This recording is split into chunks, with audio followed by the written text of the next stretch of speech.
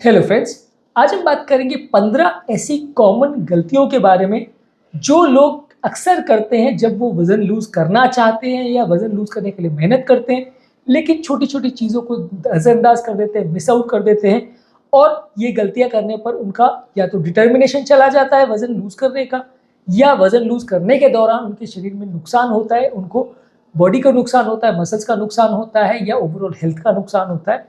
आज हम इन चीज़ों को डिस्कस करेंगे कि वो कौन सी कॉमन गलतियाँ हैं जो लोग करते हैं, नहीं करनी चाहिए यदि उन्हें अपना वेट लॉस करना है और सक्सेसफुली करना है तो।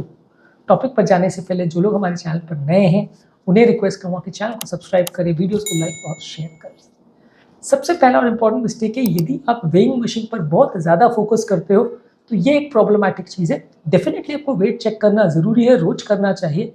लेकिन यदि लोग 10-5 दिन वज़न लूज़ नहीं करते हैं और वज़न अगर 70 है और 70 का 70 ही रह रहा है, तो लोग कई बार उम्मीद छोड़ देते हैं। उनको लगता है यार इतना तो मैं मेहनत कर रहा हूँ एक्सरसाइज करने के पीछे और मेरा वज़न कम नहीं हो रहा। या कई बार 2-4 किलो लोगों का सडनली अगर कम हो जाता है तो लोग ओवरवेल्म्ड हो जाते हैं कि अरे मेरा वज़न तो बहुत कम हो गया, अभी मुझे और कुछ करने की ज़रूरत नहीं है। मेरा जो गलतियाँ भी कर रहे हैं उसको भी लोग ओवरलुक करने लग जाते हैं। तो सिर्फ अगर वेइंग मशीन पर आप रिलाय करोगे तो काफ़ी गलतियाँ हो सकती है।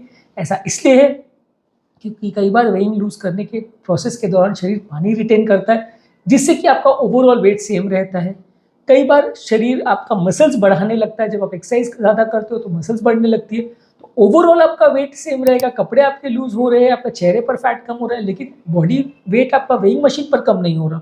तो सिर्फ वेइंग मशीन पर ध्यान नहीं देना है, वेट लॉस सही तरह से हो रहा है या नहीं हो रहा है, इसके लिए बाकी साइंस पर भी ध्यान देना है, मसल मास पर भी फोकस करना है और ओवरऑल सब चीज़ से जज करना है कि आप अपने प्रयास में सक्सेसफुल हो रहे हैं या नहीं हो रहे। सिर्फ वेइंग मशीन के भरोसे रहेंगे तो गलत होने का चांस ज़्यादा रहेगा। अगला कॉमन मिस्टेक है कि लोग या तो बहुत ज़्यादा कैलोरी खाते हैं या बहुत कम कैलोरी खाते हैं, कैलोरी को प्रॉपर्ली मैनेज नहीं करते।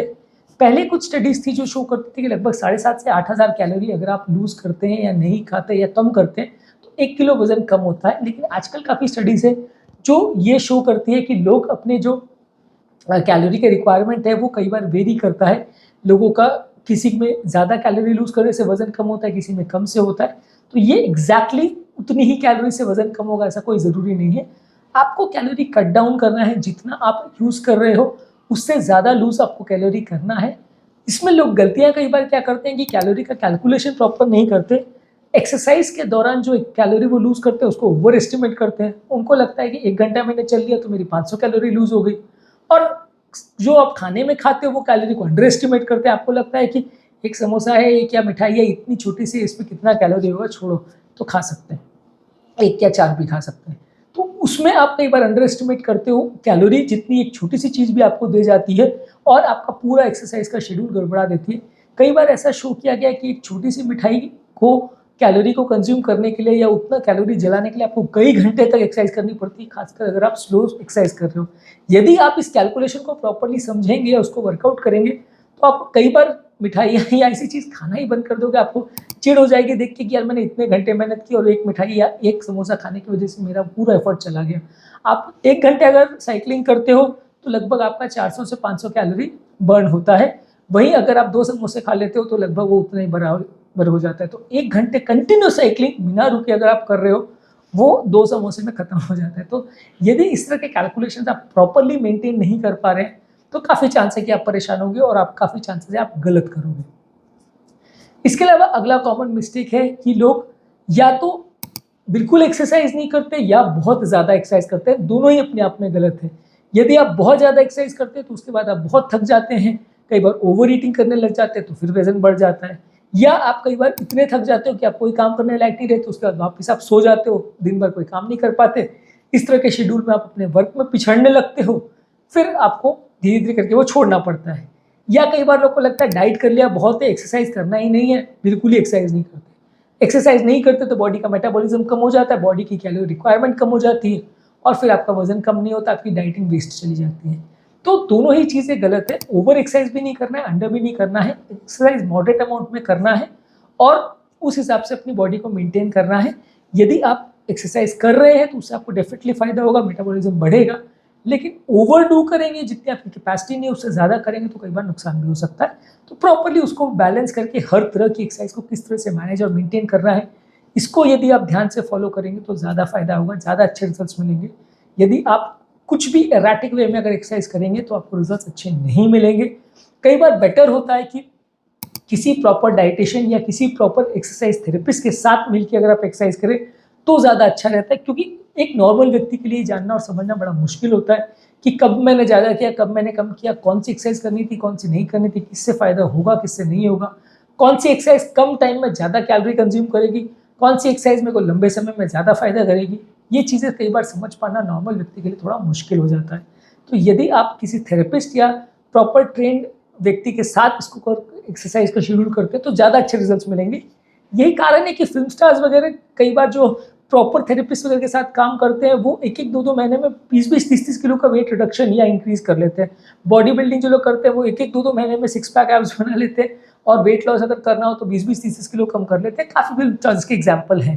कॉमनली आपने देखा होगा कि एक फिल्म पहले वो इतना मोटा था और अगले फिल्म में वो इतना कम हो गया। तो ये सब चीज़ें जो है प्रॉपर थेरेपिस्ट के प्रेजेंस में ज़्यादा अच्छे रिजल्ट देती है। ऑब्वियसली इसके लिए खर्चा ज़्यादा लगता है, ये अग्रीड। हर आदमी बोलेगा कि यार कॉमन आदमी इतना खर्चा कहाँ से करेगा हर चीज़ के लिए दिन भर। उनके लिए तो बहुत ईजी है कि एक ट्रेन थेरेपिस्ट वो दिन भर अपने साथ लेके घूम सकते हैं, उसको प्रॉपर्ली पे कर सकते हैं। एक कॉमन व्यक्ति के लिए आसान नहीं है।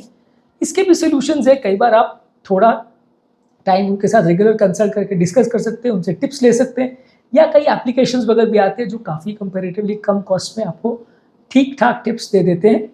मैं कोई स्पेसिफिक एप्लीकेशन या कोई थेरेपिस्ट रिकमेंड नहीं करूँगा, लेकिन ये है कि इस तरह की चीज़ों को अगर आप रिव्यूज़ या रेटिंग्स के हिसाब से देखते हो तो शायद आपको थोड़ा ज़्यादा बेनिफिट मिल सकता है, ज़्यादा अच्छे रिजल्ट्स मिलेंगे। अनप्लान्ड वे में एक्सरसाइज करना कई बार नुकसानदायक है। इसके अलावा कई बार लोग वजन नहीं उठाते, उनको लगता है सिर्फ एरोबिक एक्सरसाइज पे फोकस करना है, वॉकिंग, रनिंग, जॉगिंग ये सब तो करना है, लेकिन वजन उठाने पर फोकस नहीं करते। यदि आप वेट ट्रेनिंग नहीं करते हैं तो इससे भी वजन कम होने में नुकसान होता है आपको। यदि आप रेगुलर वेट लिफ्टिंग करते हैं या वेट ट्रेनिंग करते हैं या स्ट्रेंथ ट्रेनिंग करते हैं तो इससे काफ़ी चांसेस है कि आपको रिजल्ट्स ज़्यादा अच्छे मिलेंगे, क्योंकि बॉडी का ओवरऑल मेटाबॉलिज्म बढ़ जाता है, मसल का मास बढ़ जाता है, और ये मसल्स फिर दिन भर आपकी कैलोरी को थोड़ा थोड़ा खाते रहते हैं, जिसकी वजह से आपको दिन भर में जो आप खाना पीने में कैलोरी खा रहे हो वो जल्दी यूज़ होने लगता है और आपका वजन जल्दी कम होने लगता है। तो ऐसा नहीं है उस समय एक्सरसाइज कर ली और उस समय आपने अगर एरोबिक दौड़ा भागी कर लिया तो वो सफिशिएंट है। उस दौरान आपको बीच बीच में थोड़ा सा वेट ट्रेनिंग भी करना है। इससे आपको रिजल्ट्स थोड़े ज़्यादा अच्छे मिलेंगे और लॉन्ग टर्म आपका रिजल्ट्स चलेगा भी ज़्यादा अच्छा। इसके अलावा कई बार लोग लो फैट डाइट फूड पर फोकस करते हैं। कई मार्केट में चीज़ें अवेलेबल है जो बिल्कुल फैट फ्री होती हैं, जिस पर एडवर्टाइज किया जाता है कि ये डाइट फूड है, जीरो फैट फूड है, तो इसको हर मोटे व्यक्ति को खाना चाहिए। लेकिन आप अगर उसका लेबल प्रॉपरली पढ़ोगे तो कई बार इस तरह के फूड में बहुत ज़्यादा शुगर होता है, जो कि उससे ज़्यादा नुकसानदायक होता है, क्योंकि ये एक्स्ट्रा शुगर जब आप ज़्यादा खाते हो तो वो बॉडी में जाकर वापस फैट बना देता है, और जितना फैट खाने से नुकसान होता है उससे ज़्यादा नुकसान इसमें होने लगता है।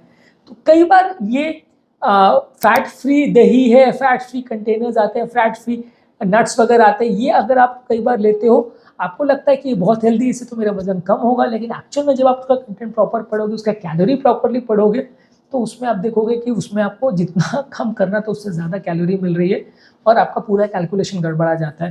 तो इस तरह की चीज़ों को खाने से पहले प्रॉपरली इनका लेबल को पढ़िए कि ये क्या चीज़ें आपको ऑफर कर रही हैं, और वो जो ऑफर कर रही हैं वो सही भी है कि नहीं है, वो हेल्दी भी है कि नहीं है, वो फ़ायदा भी कर रहा है कि नहीं कर रहा है, और ओवरऑल उसको लेने से आपको बॉडी वेट में कितना फ़ायदा मिल रहा है, कैलोरी इनटेक में कितना फ़ायदा मिल रहा है, ये सब कैलकुलेट करके फिर कोई फूड प्रोडक्ट को सिलेक्ट करेंगे तो ज़्यादा अच्छा है।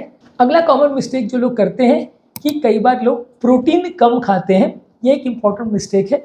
प्रोटीन ज़्यादा खाने से वो आपकी ओवरऑल भूख को मारता है, आपके लीन मास को बढ़ाता है, ओवरऑल मसल मास को बढ़ाता है, मसल को डैमेज नहीं होने देता, हेल्दी बॉडी वेट आप गेन करते हो, बेसल मेटाबॉलिक रेट आपका बढ़ता है, और ओवरऑल आपका जो फिटनेस लेवल्स है वो भी बेटर होता है। भले आपका वजन उतना लॉस हो या नहीं हो, लेकिन ओवरऑल आपकी लीन मास बेटर होती है, बॉडी का बिल्ड बेटर होता है।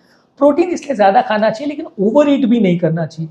वो भी एक इंपॉर्टेंट मिस्टेक है कि कई बार क्या है, लोग प्रोटीन पर शिफ्ट करना चाहिए कि कार्बोहाइड्रेट्स के बदले आप ऐसी चीज़ खा रहे हो जिसमें प्रोटीन ज़्यादा है, कि फैट्स के बदले प्रोटीन ज़्यादा है, लेकिन ओवर ईट नहीं करना चाहिए। कई बार क्या है कि लोग 100 ग्राम कार्बोहाइड्रेट खाने के बदले 100 ग्राम प्रोटीन खा रहे हैं तो अच्छा है, लेकिन 100 ग्राम के बदले 500 ग्राम अगर प्रोटीन खा रहे हैं तो गलत है, क्योंकि वो 500 ग्राम प्रोटीन भी बॉडी में जाके आपकी कैलोरीज रिलीज करेगा, उसके बाद आपका वजन बढ़ ही जाएगा, कम नहीं होगा। तो इसलिए प्रोटीन थोड़ा मात्रा में खाने से बॉडी में कैलोरी बर्न करता है और वजन को कम करता है, लेकिन वही प्रोटीन को यदि आप बहुत ज़्यादा मात्रा में खाने लग जाते हो तो वो फ़ायदा नहीं करता है और वो फिर कैलोरी बढ़ाने का काम करता है। इसलिए एक बैलेंस वे में चलना चाहिए। कुछ स्टडीज़ कहती है कि 0.4 टू 0.5 ग्राम्स पर केजी बॉडी वेट लेना चाहिए, कुछ कहती है कि 0.6 टू 0.8 ग्राम्स पर केजी बॉडी वेट लेना चाहिए। पर अंदाजित आप मान के चलिए 60 ग्राम का शरीर है तो अंदाजित 30-40 ग्राम प्रोटीन आपको लेना चाहिए।